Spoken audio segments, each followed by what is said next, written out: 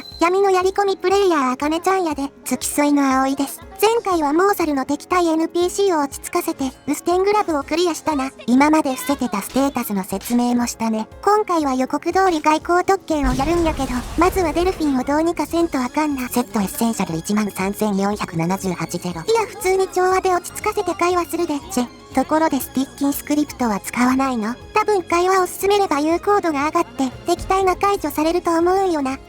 ほい、ちゅうわけで会話を終わりまで進めたで、どうなるかな？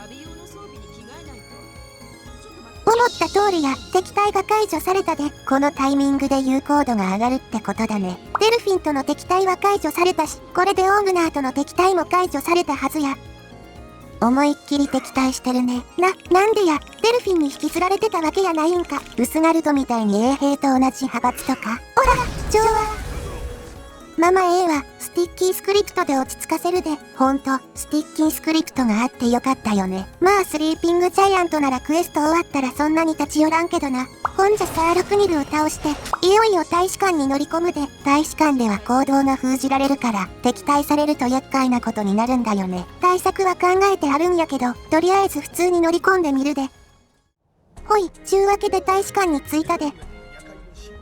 襲われないみたいだね。実は別データでの検証ではランダムイベントのサルモールと敵対してしまったんよな。せやからサルモール全般と敵対すると思っとったんやけど、大丈夫やったみたいやな。あとは中の招待客がどうなるかだね。ほんじゃ中に入って確かめるで。とりあえずエレンウェンはクリアやな。招待客とも今のところ敵対してないね。もうちょっと奥まで入ってみんと確かなことは言えんな。ちゅうわけで突入したんやけど、誰とも敵対してないっぽいね。勝った。最強吸血鬼を作ろう。勝手に終わらすな。でもここさえクリアすれば敵対によって済む場面もうないと思うで。確かに、敵対する NPC がいても個別に対処していけばいいだけだしね。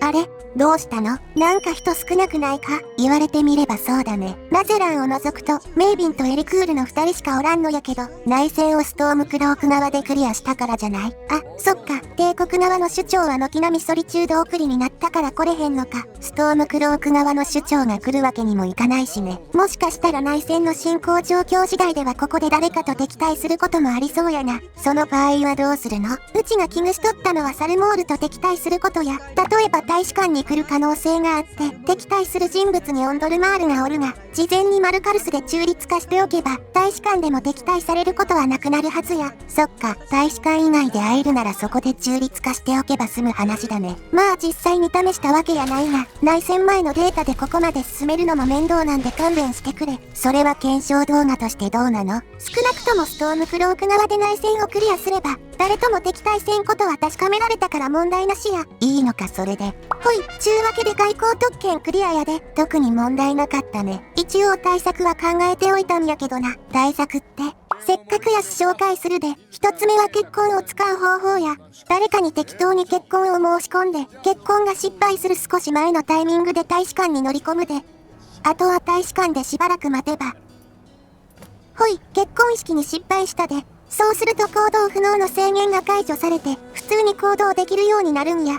なんで結婚式に失敗しただけで？結婚式の最中も行動不能になるし、成功失敗どちらでも式の終了で行動不能が解除されるんやろうな。行動不能が解除されれば調和も肯定の声も使えるから、誰が敵対しても問題なくなるで。確かにこの方法なら積むことはなくなるね。もう一つ考えてたのがキリカを使う方法や。キリカ？まずキリカを人間形態に持ち込む方法を紹介するで。そんな方法あるんだ。キリカが解除されると、キリカを充填中表記が出るやろ？で、しばらく待てばキリカの力を使用可能表記が出るんやけど、この表記とぴったり同じタイミングで人間形態に戻れば、キリカを人間形態に持ち込めるんや。でもタイミング合わせるの難しそうだね。そこでモーティス氏が考案したセットアップを使うで、まずキリカを発動して、解除されるまで待って。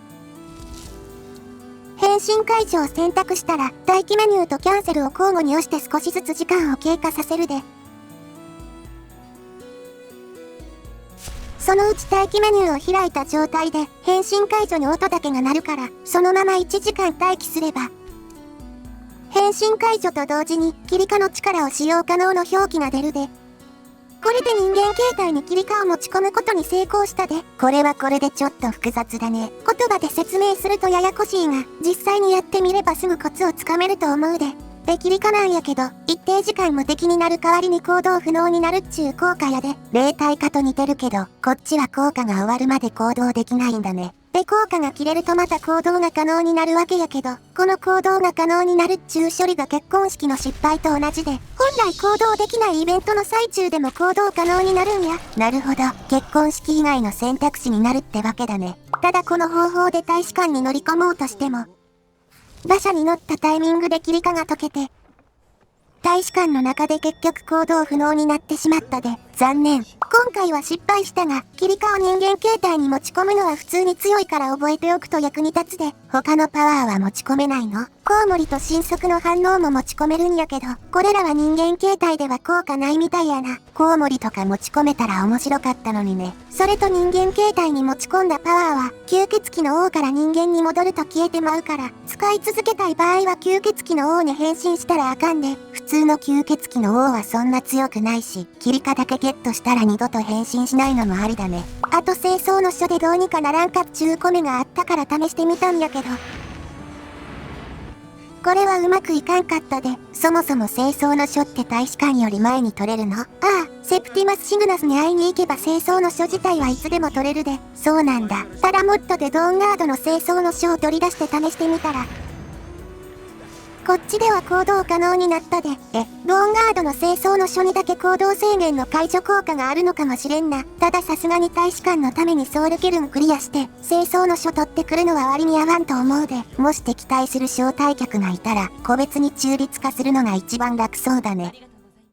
ほんじゃここからはハイブリッドスタックの解説の続きやで、前回は水に潜る方法を紹介したかったんだけど、うまくいかなかったんだよね。あと色々試してみたんやけど、水に潜る方法は見つかった。おそらく水に潜るのは不可能やで。ちょっとこれを見てほしいんやけど、現在アージダルの水歩行ブーツで水面に立ってる状態や、この状態でもコンソールコマンドで当たり判定をなくせば水中に潜れるで。で、水中で当たり判定を復活させても、この通り、水中に留まり続けるで、ところが吸血鬼の王の水歩行で同じことをすると、ものすごい勢いで水面まで押し出されるんや。押し出されるというよりもはやワープ。どうやら吸血鬼の王の水歩行は、水面に立つ効果の他に、何らかの事情で水中に入り込んだ場合、水面まで移動させる効果もあるみたいや。この効果がかなり強力で、絶対に水中に留まらせないという強い意志を感じるで。じゃあ水に潜る必要があるクエストはもう諦めるしかないね。何を言うとるんや葵。水に潜れないくらいでうちがクエストを諦めるとでも思ったか？とりあえず水に潜る必要がありそうなクエストやダンジョンをまとめてみたで、上は水中のアイテムを回収するクエストで、下は水中を通る必要がありそうなダンジョンやで。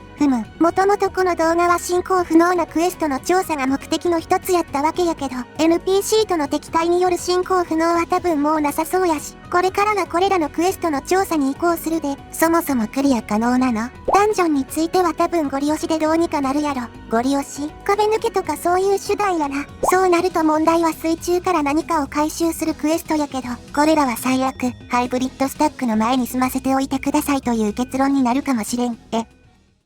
本じゃまとめに入るで、クエストの検証は、一番厄介そうな外交特権をクリアしたな。警戒してた割にあっさり突破できたね。内戦の状況次第では誰かと敵対することもありそうやが、積むことはないと言ってええやろ。事前に中立化しておくか、もしくは結婚式を利用すればいいね。ハイブリッドスタックの検証やけど、水中に潜るのは不可能という結論に達したで、残念。そのせいで積むクエストやダンジョンがないかの調査が必要になってしまったな。次回以降やけど、とりあえずメインクエストは最後まで進めようと思うで。で、一応この動画のタイトルは最強吸血鬼を作ろうなわけやから、その後はレベル上げや有効なボーナスを集めて、最強の吸血鬼の王を作るつもりやで。水歩行で積む可能性があるクエストの調査はその後だね。とりあえずうちが思いついたのは、これらのクエスト、ダンジョンやけど、さすがに全てを把握しとるわけやないから、漏れがあったら教えてもらえると助かるで。ちなみにこれらのうち何個くらいクリアできそう？全部や。